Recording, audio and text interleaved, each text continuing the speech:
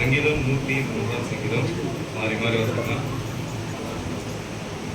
என் ஆத்துமாவே கர்த்தரை ஸ்தோத்திரி, என் முழு உள்ளமே அவருடைய பரிசுத்த நாமத்தை ஸ்தோத்திரி. என் ஆத்துமாவே கர்த்தரை ஸ்தோத்திரி, அவர் செய்த சகல உபகாரங்களையும் மறவாதே. அவர் உன் அக்கிரமங்களை எல்லாம் மன்னித்து நோய்களை எல்லாம் குணமாக்கி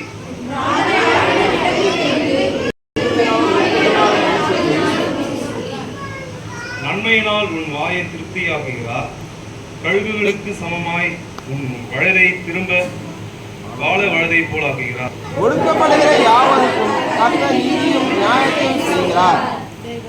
அவர் தமது வழிகளை மோசேக்கும் தமது கிரியைகளை இஸ்ரவேல் புத்திரருக்கும் தெரிய பண்ணினார். கர்த்தர் ஒடுக்கவும் இரக்கவும் நீடிய சாந்தமும் மிகுந்த கிருபை உள்ளவர். அவர் எப்பொழுது கடிந்து கொள்ளார் என்றைக்கும் கோபம் கொண்டிறார். நம்முடைய பாவங்களுக்காக நம்முடைய அக்கிரமங்களுக்கு தக்கதாக நமக்கு சரி கட்டாமல் பூமிக்கு வானம் எவ்வளவு உயரமாய் இருக்கிறதோ அவர்களுக்கு பயப்படுகிறவர்கள் மேல் அவருடைய கிருபையும் அவ்வளவு பெரிதா இருக்கிறது.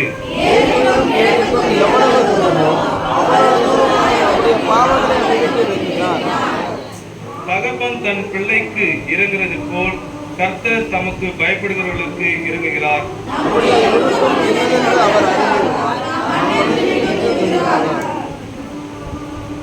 மனுஷனுடைய நாட்கள் புல்லுக்கு ஒப்பாயிருக்கிறது, வெயிலின் புஷ்பத்தை போல பூக்கிறான்.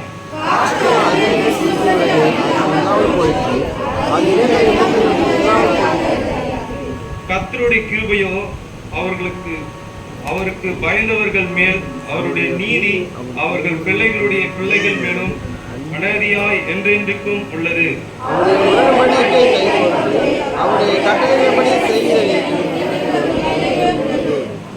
கர்த்தர் வானங்களிலும் தமது சிங்காசனத்தை ஸ்தாபித்திருக்கிறார். அவருடைய ராஜ்யம் சர்வத்தையும் ஆளுகிறது.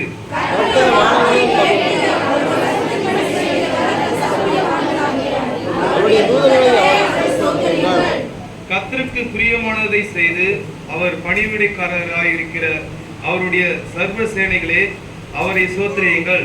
சேர்ந்து வாசிப்போம். அவரை ஸ்தோத்திரியுங்கள். ஆமென்.